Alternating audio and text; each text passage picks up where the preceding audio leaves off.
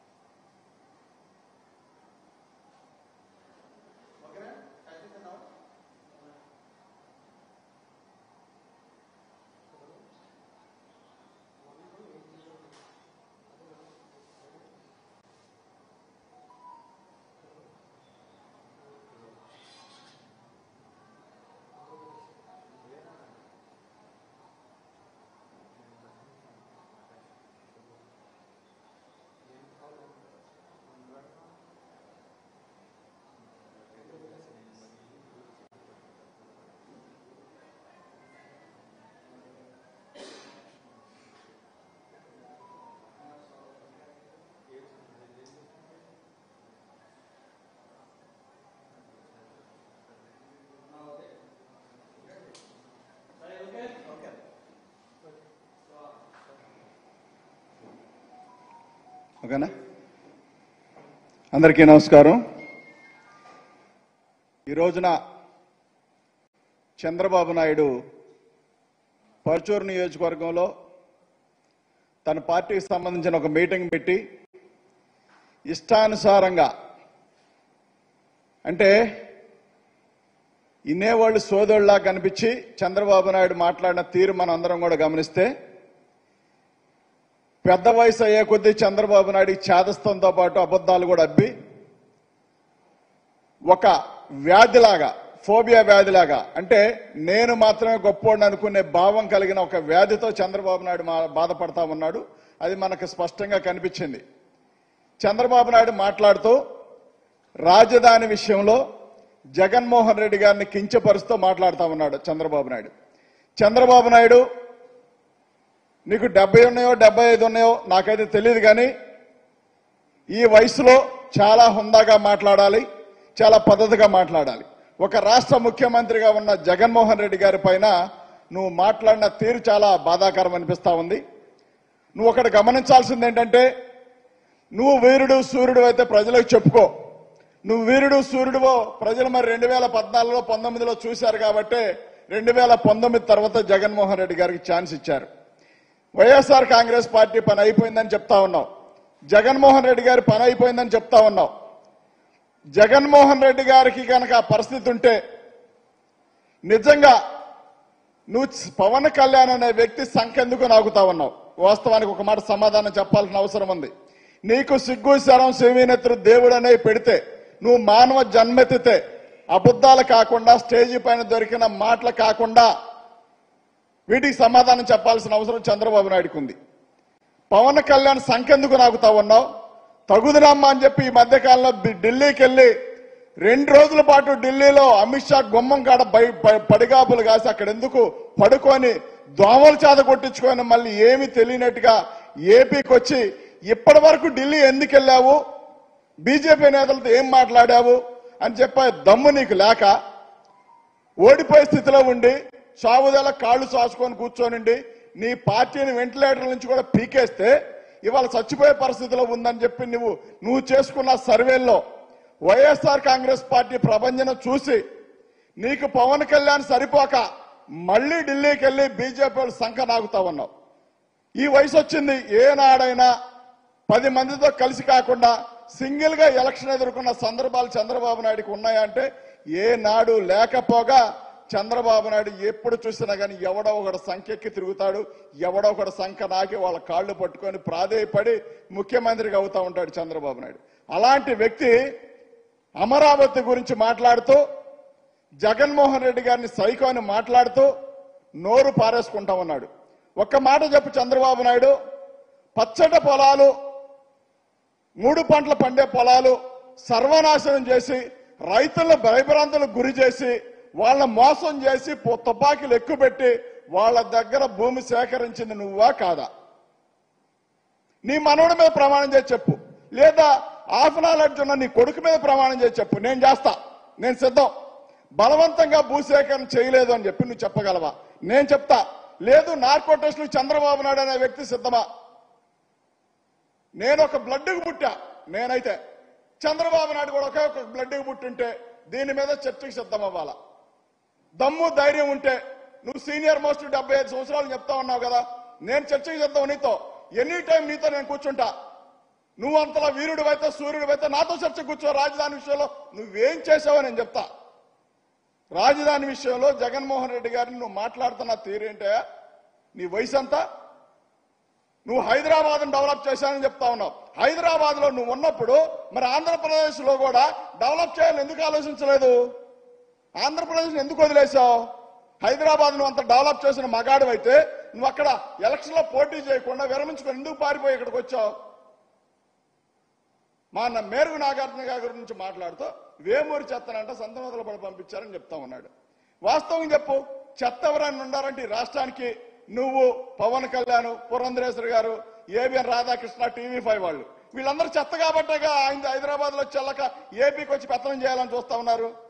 అక్కడ చెత్త పనికి రాక అక్కడ వదిలేసి అక్కడ దోసేస్తే ఆ చెత్తను తీసుకొచ్చి హైదరాబాద్ నుంచి తీసుకొచ్చి ఏపీలో వాడదామంటే ఎవడు చూస్తా ఉంటాడు? మీరు అవసరం లేదనే కదా 2019లో జగన్మోహన్ రెడ్డి గారికి అవకాశం కల్పించింది. ఇలాంటి దుర్మార్గమైన వ్యక్తి నువ్వు మాట్లాడుతూ ఉన్నావు. సిగ్గు శర్మ అనిపించాలి కదా, కాస్త కాబట్టి కాస్తన్నా ఏం జన్మెత్తావు? మనిషి జన్మనండి. నువ్వు మాట్లాడుతున్న తీరు సరిచూసుకోవాలా, నువ్వు మాట్లాడే భాష సరిచూసుకోవాలా. ఇక ఏకంగా నాగార్జున అన్న గురించి మాట్లాడడం అయిపోయిన తర్వాత అంట పరుచూరు నియోజకవర్గంలోనంట దొంగ ఓట్లు చేర్చారంట. వాస్తవం కుప్పంలో దొంగ ఓట్లతో గెలిచింది నువ్వే కదన్నాళ్ళు. ఇప్పుడు కుప్పంలో ఓడిపోతాను భయం పట్టుకోనే కదా అంతకుముందు చంద్రగిరిలో పోటీ చేసిన వ్యక్తి అక్కడ చెత్తని తెలిసే కదా మళ్ళీ కుప్పానికి పరిగెత్తింది. కుప్పంలో ఓడిపోయి చచ్చి చేరి మళ్ళీ ఒకసారి గెలిచావు కదా. నువ్వు ఎక్కడ కాదు చెత్త, నీ కొడుకు చెత్త కాబట్టే కదా మరి మంగళగిరిలో ఓడిచ్చింది వైఎస్ఆర్ కాంగ్రెస్ పార్టీ పెట్టిన అభ్యర్థి పైన. నీ కొడుకు చెత్త కాబట్టే కదా బీసీ నాయకుడు గంజి చిరంజీవి గారిని ఇక్కడ పోటీకి నిలబెడితే అతని దగ్గర డబ్బులు తీసుకొని ఆర్థికంగా దెబ్బలు తీసిన నువ్వు, నీ కొడుకు కదా. జగన్మోహన్ రెడ్డి గారంట ఇక్కడ చెత్తను అక్కడ తరలిస్తా ఉన్నాడంట. వాస్తవంగా ఈ రాష్ట్రంలో చెత్త ఏదైనా ఉందంటే నువ్వు, పవన్ కళ్యాణ్, పురంధరేశ్వరి గారు, మళ్ళీ చెప్తా ఉన్నా TV5, ఏబిఎన్ రాధాకృష్ణ వాళ్ళు చెత్త. కేసీఆర్ గతంలో నీ గురించి ఏం చెప్పాడు? నీలాంటి దట్టి పాలిటిక్స్ ఎక్కడా కూడా మేము చూడలేదు చంద్రబాబు నాయుడు లాంటి వ్యక్తిని అని చెప్పాడు. ఎక్కడో కాంగ్రెస్ పార్టీ గెలిస్తే అక్కడ సంఖ్యలు అక్కడ ఆయన ఏదో గెలిచినట్టుగా చంద్రబాబు నాయుడు ఇక్కడ సంఖ్యలు గుద్దుకుంటూ మరి పండగలు చేసుకున్న సందర్భం మనందరం కూడా చూసాం. ఎందుకంటే సింగిల్ గా పోటీ చేసి గెలిచే దమ్ము లేక అక్కడ ఎవరో పిల్లలు పుడితే ఆ పిల్లల్ని ఎత్తుకొని తిరుగుతూ ఉంటాం. లోకేష్ కి చంద్రబాబు నాయుడుకి అలవాటే, ఇదేం కొత్త ఏం కాదు. అలాంటి వాళ్ళంట ఈ రాష్ట్రాన్ని అంటే అభివృద్ధి చేయడానికి ముందుకు వస్తా ఉన్నారంట. ఏ రకంగా అభివృద్ధి చేస్తారో చెప్పాల్సిన అవసరం ఉంది కదా. ఇప్పటి వరకు 14 సంవత్సరాలు ముఖ్యమంత్రిగా ఉన్న చంద్రబాబు నాయుడు నేను ఇది చేశాను కాబట్టి మళ్ళీ ఇదే పాలన కొనసాగిస్తాను, మళ్ళీ మీరు నాకు ఓట్లేండి అన్నాడు. దమ్ముందా? జగన్మోహన్ రెడ్డి గారు నవరత్నాలు అనే పథకాల ద్వారా రాష్ట్ర ప్రజలందరికీ సంక్షేమ పాలన అందిస్తా ఉంటే ఈ రాష్ట్రం అప్పుల పాలైపోతుంది. పేదవాడికి ఇల్లు ఇస్తే ఊరుకోము. మా కుల రాజధానిది, మా కుల రాజధానిలో సామాన్యులు, పేదవాళ్ళు, ఎస్సీలు, బీసీలు ఉండకూడదని చెప్పి మరి దుర్మార్గంగా కోర్టుకెళ్ళింది నువ్వా కాదా? ఏ రాజధానిది? ఇది ఒక కుల రాజధాని. ఈ ప్రాంతంలో నువ్వేం చేశావు? ఈ రాష్ట్రంలో అమరావతి అనేది ఒక దాన్ని పెట్టి అది భ్రమరావతిగా మార్చి అమరావతి రైతులను సర్వనాశనం చేసింది నువ్వా కాదా? ఇంకా చాలా మంది అక్కడ భూములు కొన్న వాళ్ళందరూ మేము రైతులు అని చెప్తా ఉన్నారు. ఏ రకంగా రైతులు? ఏ రకంగా రైతులు మీరు?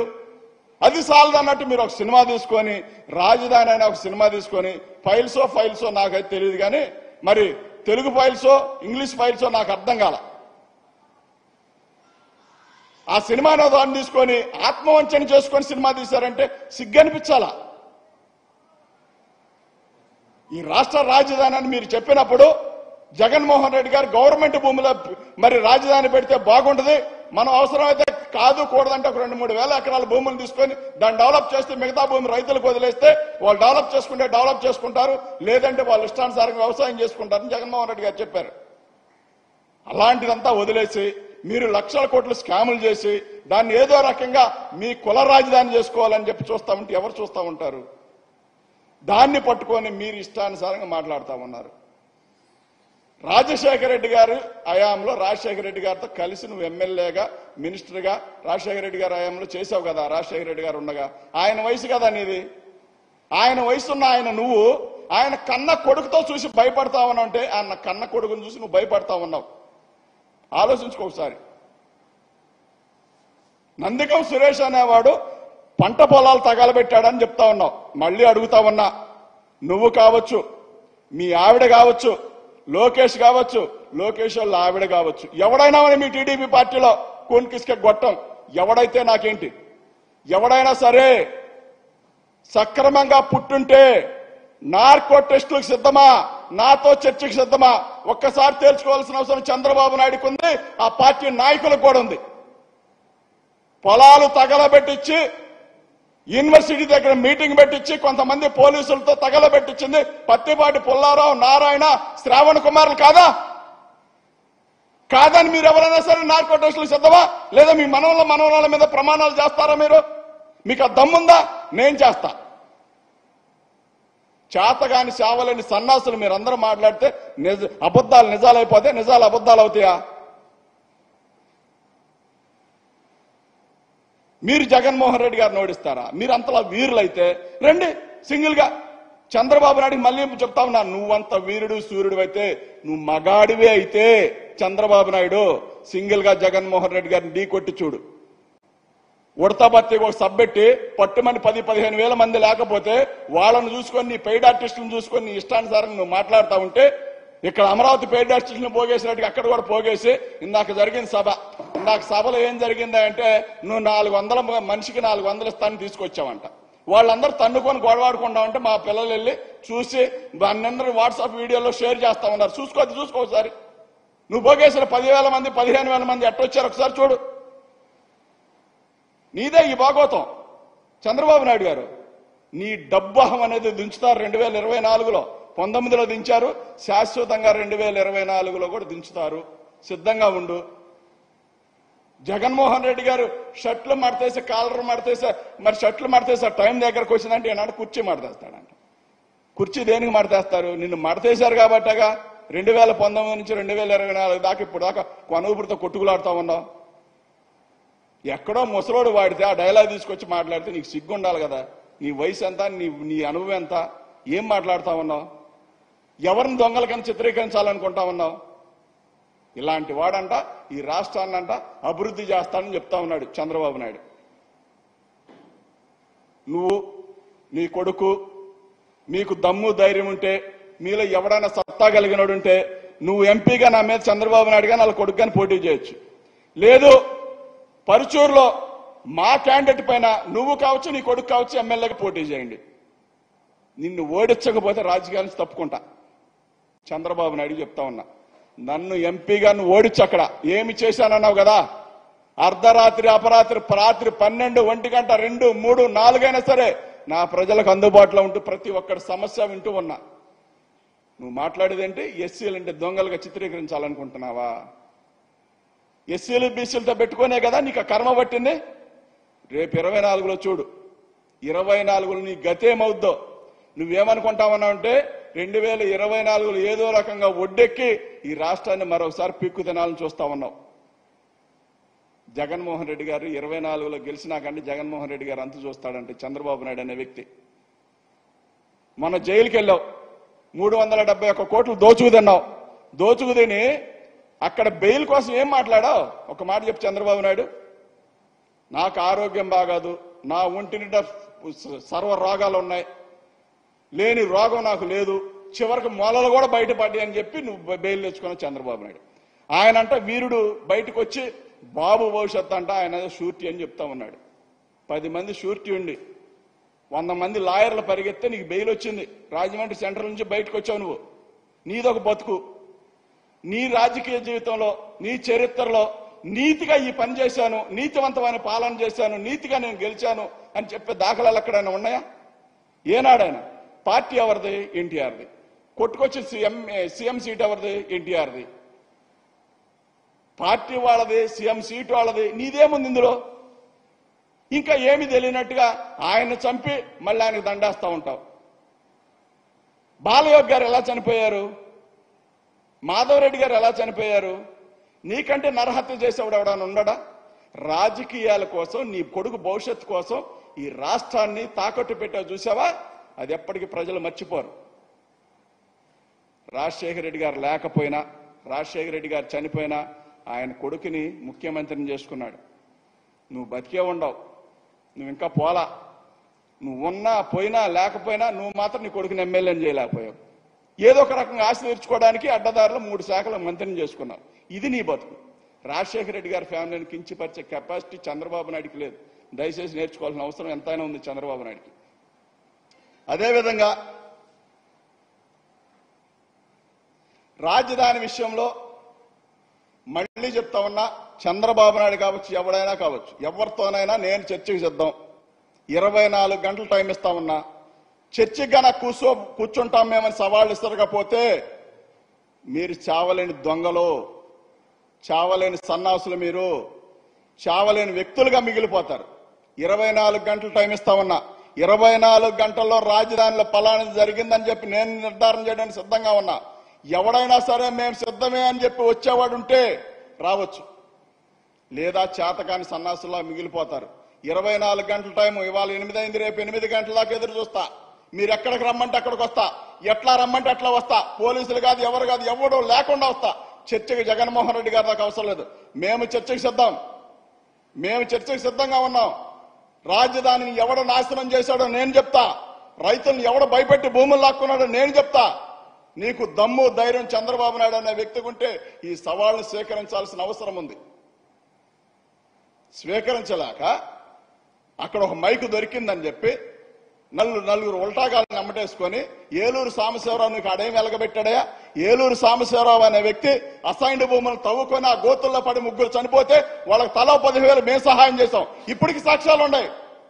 అసైన్డ్ భూములు లాక్కున్నట్టుగా, అసైన్డ్ భూములు తవ్వినట్టుగా చెరువు కొండపోరం మోకులన్నీ తవ్వుకొని అమ్ముకొని ఏలూరు సాంబశివరావు అమ్ముకొని బాగుపడతానంట, ఇత్తంట, నంగంట ఏం చెప్తున్నాడు. చంద్రబాబు నాయుడు, నీ బతికేంది రాష్ట్రానికి తెలుసు, నీ క్యారెక్టర్ ఏంది రాష్ట్రానికి తెలుసు. అలాగని చెప్పి నేను దొంగను కదా మిగతా వాళ్ళందరినీ దొంగలను చేద్దామంటే మాత్రం ప్రజలందరూ చూస్తా ఉండరు. నువ్వు ఒకటి గమనించుకోవాల్సిన అవసరం నీకు అంతా అయినా ఉంది. కాబట్టి ఇదే చెప్తా ఉన్నావు, నీ ఎప్పటికైనా సరే ఎప్పుడైనా సరే మాట్లాడేటప్పుడు 4 దగ్గర పెట్టుకోవాలి. నువ్వు ఒక 20,000 15,000 మంది జనాలను చూసి జబ్బలు కొట్టుకుంటే, భీమిలి సభ చూసావు కదా, ఏలూరు సభ చూసావు కదా, రేపు అనంతపురం సభ చూడటానికి సిద్ధంగా ఉండు. ఆ సభలో జగన్మోహన్ రెడ్డి గారు జనాలు వచ్చి చూసిన తర్వాత, జగన్మోహన్ రెడ్డి గారు స్పీచ్ విన్న తర్వాత బీపీ టాబ్లెట్, షుగర్ టాబ్లెట్లు దగ్గర పెట్టుకొని మంచి డాక్టర్ల దగ్గర పెట్టుకో. ఏమో చెప్పలేం, ఎటు తన్నుద్దో కూడా. నీ వయసు అలాంటిది. కాబట్టి 4 జనాలను చూసుకొని ఒక ఆకురౌడిల్ని వాళ్ళని స్టేజ్ మీద పోగేసుకొని ఇష్టానుసారంగా మాట్లాడితే మాత్రం చూస్తా ఉన్నాను. మళ్లీ చెప్తా ఉన్నా, అమరావతిలో ఎవడు ఏం చేశాడో సాక్ష్యాలతో సహా నేను నిరూపిస్తాను. ఎప్పటికైనా మీరు సిద్ధమేంటే నేను సిద్ధమే. దయచేసి మా ఎస్సీలను బీసీలను దొంగలుగా చిత్రీకరించాలని చంద్రబాబు నాయుడు చూస్తే తాట తీస్తాం, మరొకసారి చెప్తా ఉన్నామని చెప్పి తెలియజేస్తూ, ఏలూరు సభకు సిద్ధంగా ఉండాలని చెప్పి చంద్రబాబు నాయుడు చూడాలి. ఏలూరు సభలాగా మళ్ళీ అనంతపురం సభ జరుగుతా ఉంది. ఆ సభ చూసి ఉంటావు. రేపు ఈ 280 ఎకరాల్లో సభ జరుగుతా ఉంది. ఆ సభ చూసిన తర్వాత ఉంటావో పోతావో మరి ఒకసారి ఆలోచించుకోవాలని అవసరం చంద్రబాబు నాయుడుకు ఉందని చెప్పి తెలియజేస్తా ఉన్నా. ఓకేనా? ఇంకేమన్నా?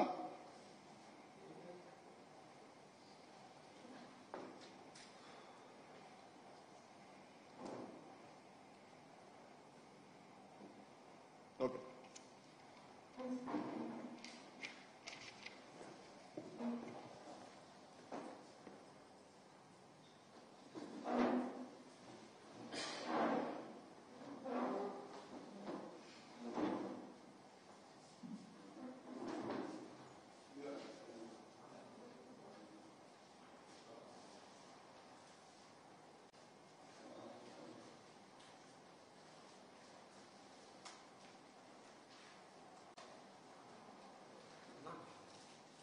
Fine.